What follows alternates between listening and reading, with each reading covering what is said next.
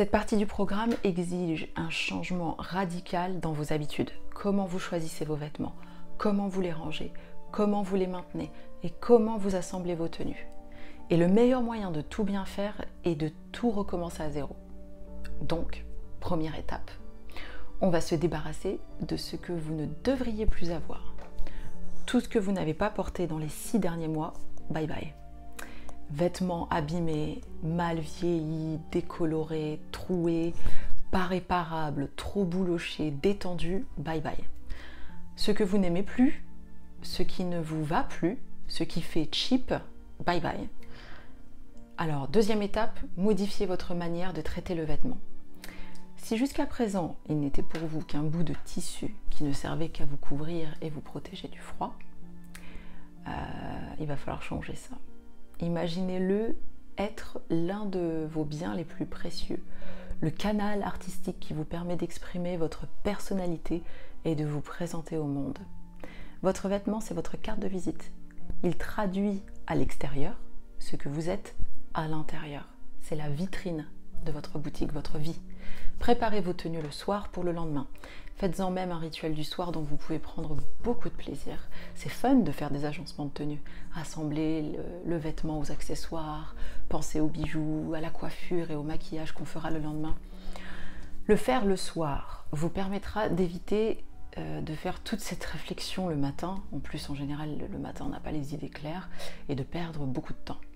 À chaque changement de saison, mettez de côté les vêtements hors saison. Gardez-les précieusement dans un coffre ou dans un sac de rangement. Vous y verrez plus clair dans votre garde-robe. Profitez-en pour faire du tri et de vous débarrasser de tout ce dont vous devez vous débarrasser. Troisième étape, comment choisir ces vêtements? Alors notez bien, achetez de la qualité. Privilégiez la qualité à la quantité. Croyez-moi, vous ne faites pas le même effet lorsque vous portez du satin et lorsque vous portez de la vraie soie.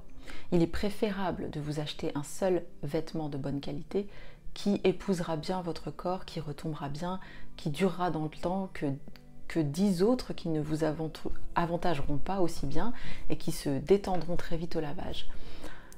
Parmi les matières à considérer, il y a les matières naturelles, comme le cachemire, le lin, le coton, la soie. Dans les matières synthétiques, j'accepte la viscose, qui a quand même un rendu assez beau et un toucher intéressant, c'est très doux. Les mélanges sont parfois acceptables. Par exemple, vous allez avoir un top à 30% de soie, 70% de polyester. Vérifiez bien qu'à porter, ça ne donne pas un rendu cheap. C'est une alternative pour les portefeuilles moins fournis. En revanche, évitez un maximum le 100% synthétique, polyester, nylon, rayon, etc. Pourquoi? Parce qu'ils plissent en général trop facilement, ils sont transparents, ils se déforment. Faites attention aussi aux finitions des vêtements. Regardez bien si les coutures sont faites correctement, s'il n'y a pas de fils qui ressortent, s'il y a une doublure. Beaucoup de vêtements vendus pas cher ne sont pas doublés et ça se voit. Le rendu n'est pas du tout le même. Vérifiez que ce ne soit pas trop transparent.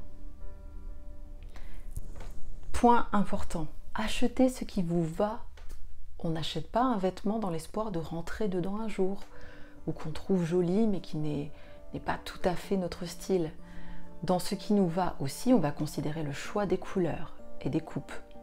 Pour ce faire, il vous faudra soit faire vos propres recherches, soit éventuellement faire appel à une coach en images qui saura déterminer les couleurs qui vous vont bien. Je sais par exemple que les couleurs pastel ne m'avantagent pas et que les couleurs telles que rouge, chocolat, violet, vert, rose ou fuchsia sont celles qui m'avantagent le plus. La coach en image, elle saura aussi déterminer votre type de silhouette et vous dire quelles coupes sont avantageuses et quelles coupes sont à proscrire. Aussi, pendant que j'y pense, achetez des choses qui sont adéquates pour votre âge. À vouloir à tout prix rester jeune, on peut parfois avoir l'air de quelqu'un qui veut à tout prix rester jeune. Et à l'inverse aussi, se vieillir n'est pas la meilleure façon d'être élégante. On peut être élégante même en étant très jeune. Achetez en fonction de vos activités quotidiennes. Important, j'ai dû changer de garde-robe entièrement en quittant le Canada pour venir m'installer en France parce que je me suis rendu compte qu'il n'y avait que des robes tailleur adéquates pour la vie que je menais là-bas, vu que je passais la majorité de mon temps dans un bureau. Mais ma vie en France a vraiment beaucoup changé, totalement différente. Je passe plus de temps à la maison, à m'occuper des enfants, un bord de mer, la campagne, en ville. J'ai troqué mes talons tailleurs pour des ensembles plutôt lounge, des kakis et des bottes. Il pleut beaucoup en Normandie. Où passez-vous le plus de temps? Est-ce que vous bougez beaucoup ou au contraire, est-ce que vous êtes peu en mouvement? Est-ce que vous êtes plutôt à l'intérieur ou plutôt à l'extérieur? Êtes-vous beaucoup avec des enfants? Ou est-ce que vous traînez plutôt avec des adultes? 4e étape, faites reprendre vos habits de manière à ce qu'ils soient sur mesure, parfaitement bien ajustés à votre corps. Je vous assure que ça n'a l'air que d'un détail, mais il est bien là le secret. Tout est dans le détail. Si vous avez la chance de connaître une couturière, c'est parfait. Sinon, regardez autour de chez vous si vous pouvez trouver quelqu'un qui saura reprendre vos vêtements. Robes, jupes, pantalons, chemises, chemisiers, blouses, vestes, etc. 5e étape, on prend soin de ces habits, comme s'ils étaient des œuvres d'art, je vous le dis. Lisez les instructions sur les étiquettes pour savoir comment les laver. Apportez ce que vous ne pouvez laver vous-même chez le blanchisseur. Repassez-les et investissez dans un steamer, comme celui-ci. Très pratique, hein. Il permet de défroisser les habits sans avoir besoin d'une table. Vous suspendez l'habit et passez un coup. C'est pratique à amener lorsque vous partez en voyage. Investissez dans un déboulocheur, il y en a des électriques, comme celui-ci, ou des manuels. À vous de voir ce que vous préférez. Personnellement, je préfère l'électrique, plus rapide et efficace. Également un nécessaire de couture, un rouleau adhésif que vous gardez dans l'entrée pour vous donner un petit coup avant de sortir de chez vous pour enlever les poussières et autres. Un autre point très important, n'utilisez pas ces cintres métalliques qui de 1 ne sont pas du tout esthétiques dans votre armoire, ou encore pire si vous avez un porte-habits ouvert, et qui de 2 va déformer vos vêtements. Le plastique non plus, c'est pas beau. Préférez le bois. Il y a aussi des cintres en velours ou même en coussinet satiné, c'est encore mieux. C'est bien d'avoir les mêmes cintres, plus harmonieux et esthétiques que d'avoir un lot de cintres dépareillés. Pliez et pendez vos habits par couleur. Ça va vous permettre d'y voir plus clair lorsque vous devez assembler vos tenues et c'est encore une fois plus esthétique dans votre armoire ou votre dressing. 6e étape, amusez-vous. Prenez du plaisir à créer votre style, à assembler vos tenues, d'où l'importance d'une garde-robe bien rangée.